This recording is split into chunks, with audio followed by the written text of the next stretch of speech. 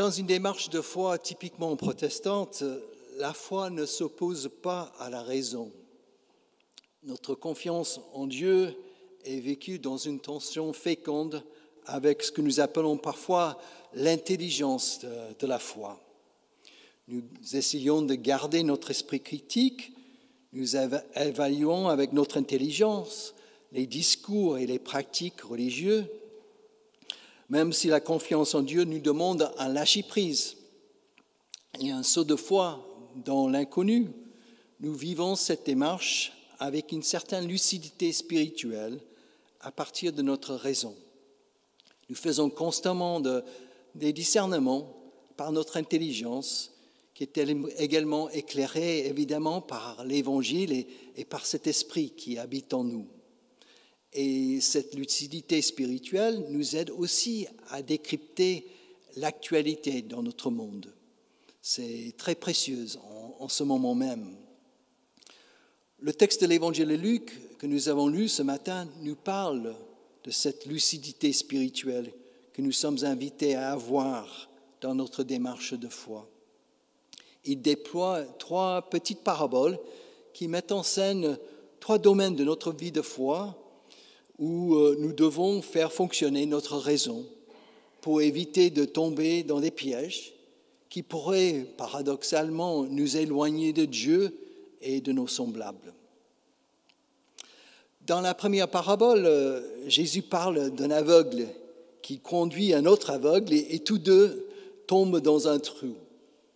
Il a de l'humour, ce Jésus-là, qui raconte cette petite histoire.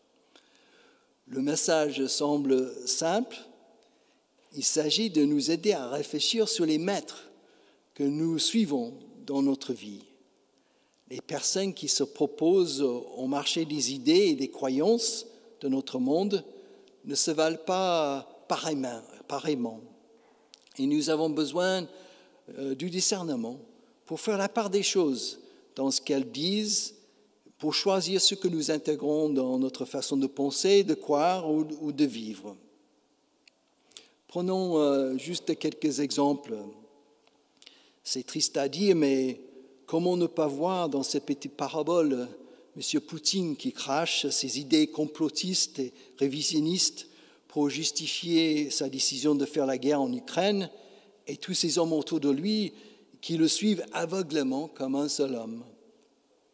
Nous ne pouvons qu'espérer, et comme j'ai dit au commencement de ce culte, prier qu'ils tombent peut-être tous dans un trou quelque part. Mais parlons maintenant un peu de nous-mêmes. Nous avons tous dans la vie des personnes que nous admirons, des personnes que nous considérons comme modèles. Nous voyons leur façon d'être et de faire et nous essayons peut-être de les imiter. Nous avons aussi des pasteurs prédicateurs ou des théologiens écrivains que nous aimons et que nous préférons. Nous venons au culte quand ils prêchent, nous sommes abonnés à leur chaîne YouTube pour regarder leurs vidéos qu'ils produisent. Nous attendons à voir avec l'impatience la sortie de leur prochain livre et nous l'achetons aussitôt pour nous abreuver de leurs paroles. Ce qu'ils disent et écrivent nous touche, nous parle et nous inspire. L'autre jour, j'étais en train de discuter avec un pasteur sur la question suivante. Vers quel théologien, écrivain nous tournons-nous quand nous voulons une réponse précise et claire sur une question théologique qui nous préoccupe? Les pasteurs ont besoin parfois d'avoir de l'inspiration lorsque nous avons une question. Et nous nous sommes dit presque en même temps, André Gounel. C'est une grande référence théologique pour beaucoup. Il vient d'écrire un livre intitulé « Théologie du protestantisme ». Et je viens de le lire, et c'est vraiment un bijou théologique dans sa simplicité, dans sa profondeur. Il est à la retraite, et c'est peut-être son dernier livre, peut-être pas, parce qu'il est toujours très fécond au niveau des livres, mais c'était un livre très parlant.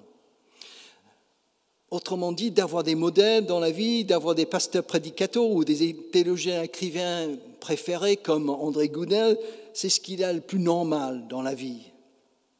Mais pour ne pas tomber dans le trou, Ce qu'il est important de nous rappeler continuellement, c'est qu'ultimement, le Christ est notre seul maître, avec un M majuscule. C'est lui et son évangile que nous nous efforçons de suivre dans notre vie quotidienne. C'est à lui que nous voulons ressembler ultimement. C'est pourquoi il est très important de garder notre esprit critique et d'exercer notre discernement dans notre relation avec ces différents maîtres, avec un M minuscule que nous nous donnons dans la vie. Et c'est ce travail de notre raison qui nous donne cette lucidité spirituelle pour faire la part des choses aussi dans des discours politiques. Et c'est bien de le souligner dans ce temps électoral aussi, et puis dans ce temps de grand chamboulement au niveau mondial avec cette guerre. La deuxième image est aussi drôle que la première. C'est l'image de la paille et la poutre. Imaginons cette personne, et peut-être nous sommes trop blindés parce que cette histoire, nous le connaissons trop bien, mais imaginons cette personne qui essaie d'enlever le petit brin de paille dans l'œil de son prochain sans voir l'immense poutre dans son propre œil. Et c'est encore une question d'aveuglement. Mais cette fois-ci, ce n'est pas l'aveuglement en suivant un maître, mais c'est l'aveuglement de nos propres défauts. Nous n'arriverons pas à voir nos propres failles, nos propres coins sombres, nos propres hypocrisies. Mais nous voyons très facilement ceux des autres et nous sommes très rapides pour les critiquer. Dans ce cas, nous avons besoin d'un petit peu de lucidité spirituelle sur notre propre vie aussi. C'est vrai, nous vivons dans une société qui voit en premier lieu ce qui ne va pas et ce qui est négatif. Ça, c'est vrai. Le verre est toujours à moitié plein dans notre société. Moitié vide, moitié plein. Tout le monde a l'habitude de critiquer facilement les autres, moi inclus. Nous sommes en quelque sorte portés par ce flot de négativité que nous entendons constamment autour de nous. Et c'est très difficile de nager contre-courant pour dire en premier lieu ce qui est bien chez l'autre, ce qui est positif, ce qui est louable. Autrement dit, juste d'être bienveillant dans nos relations avec les autres. Cette critique constante et rapide de l'autre est très souvent liée, si on creuse un petit peu, à un mal-être dans la vie de la personne qui critique. La personne n'arrive pas, peut-être c'est moi aussi, n'arrive pas à s'aimer comme elle est, avec toutes ses failles. Cette personne n'arrive pas non plus à se savoir aimer inconditionnellement et gratuitement par un autre, par Dieu, malgré ses défauts. Dans ce cas-là, un petit rappel de notre statut devant Dieu en Christ le dimanche matin pourrait être salutaire et important. Devant Dieu en Christ, nous sommes pour toujours des pécheurs pardonnés. C'est ce que nous essayons de nous rappeler chaque dimanche pendant la partie de notre liturgie où nous entendons la volonté de Dieu, où nous exprimons notre péché devant Dieu, et puis nous recevons de nouveau cette annonce de pardon sur notre vie.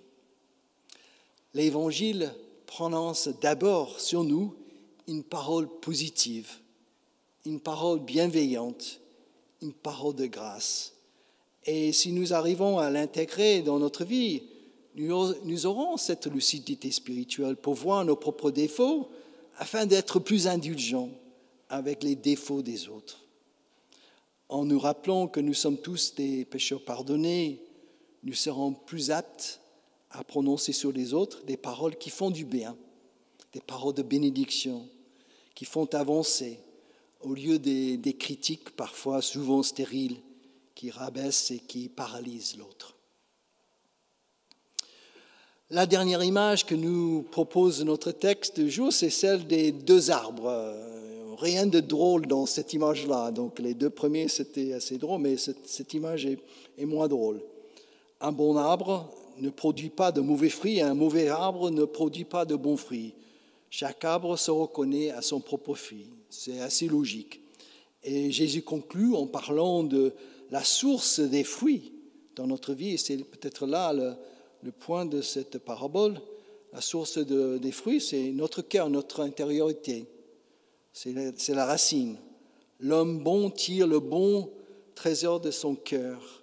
L'homme mauvais tire le mal de son mauvais trésor. Car c'est de l'abondance du cœur que la bouche parle. Là, c'est un appel à la cohérence que Jésus nous lance à travers ces deux images des arbres.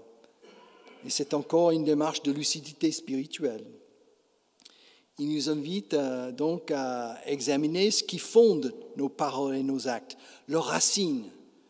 Si nous voulons garder cette image de l'arbre, nous pouvons dire les bons et mauvais fruits dont il est question peuvent être nos actes et nos paroles que nous produisons dans la vie de tous les jours, qui découlent de notre intériorité. Ils peuvent être aussi des dispositions qui vont avec ces actes et ces paroles que nous appelons parfois les fruits de l'esprit.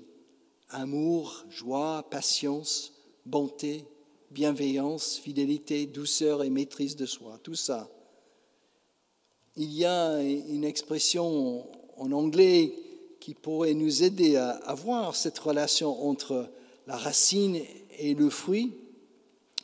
L'expression c'est « garbage in, garbage out », c'est-à-dire déchet dedans, déchet qui sort. C'est une traduction à peu près juste là. Dans le domaine de l'intelligence artificielle, cette expression veut dire que si nous mettons dans l'ordinateur de mauvais data, l'ordinateur va sortir de mauvais résultats. C'est logique. Ce que nous mettons dedans, c'est ce qui sort. Et c'est peut-être aussi comme ça dans notre vie. Ce que nous mettons dans notre propre vie, parce que nous lisons, ce que nous regardons à la télé, ce que nous voyons sur les réseaux sociaux, les personnes que nous suivons et croyons comme parole de l'Évangile, ce que nous écoutons des autres, et ainsi de suite, va forcément influencer les paroles et les actes que nous produisons dans la vie. C'est pourquoi il est tellement important de mettre régulièrement les paroles de l'Évangile dans notre vie, de les méditer individuellement et de les décortiquer, de les partager en petits groupes, et de les entendre pendant le dimanche matin, comme vous êtes en train de faire. Les paroles de l'Évangile nous aident aussi à évaluer cette cohérence entre ce que nous disons et ce que nous faisons. Dans les meilleurs moments de notre vie, nous tendons vers cette transparence au Christ et à son Évangile. Nous trouvons cette lucidité spirituelle pour faire le ménage dans notre vie, pour neutraliser le garbage, le déchet dans notre existence. Et le résultat, c'est une harmonie dans notre vie entre ce que nous croyons et ce que nous faisons. Nous n'arrivons pas toujours à garder cette harmonie, mais nous tendons vers cette harmonie dans cet acte de lucidité. Oui, nos actes découlent d'une source spirituelle intarissable au plus profond de nous, dans les meilleurs moments de notre vie. Et quand cela arrive, nous arrivons à inverser le reproche de Jésus que vous avez entendu à la fin de notre texte, le texte que nous avons lu. Nous disons avec notre bouche qu'il est bel et bien notre Seigneur. Oui, nous le disons haut et fort, et en même temps, nous faisons ce qu'il nous dit dans son évangile. Il y a une cohérence entre ce que nous confessons à haute voix dans notre confession de foi et dans notre vécu au quotidien. C'est ça le défi de cette lucidité spirituelle. Voilà donc cet appel à la lucidité spirituelle que nous pouvons entendre ce matin à travers ces trois petites paraboles. Ces deux aveugles qui tombent dans le trou. Donc, attention aux personnes que nous suivons, attention aux discours politiques, aux discours des dirigeants en ce temps d'élection, aussi en ce temps de conflit mondial. Deuxièmement, l'histoire de ce brin de paille et de la poutre dans l'œil, la lucidité sur nos propres défauts avant de juger, regarder soi-même. Et puis enfin, cette question d'arbres et de bons et de mauvais fruits, toujours regarder les racines de ce que nous faisons et de garder cette cohérence entre ce qui nous habite au plus fond de nous et ce que nous faisons au quotidien. Il ne nous reste maintenant que d'avoir assez de lucidité pour passer de la théorie à la pratique dans notre vie de cette semaine. Et c'est ça que nous espérons, nous prions pour ça dans notre culte. Amen.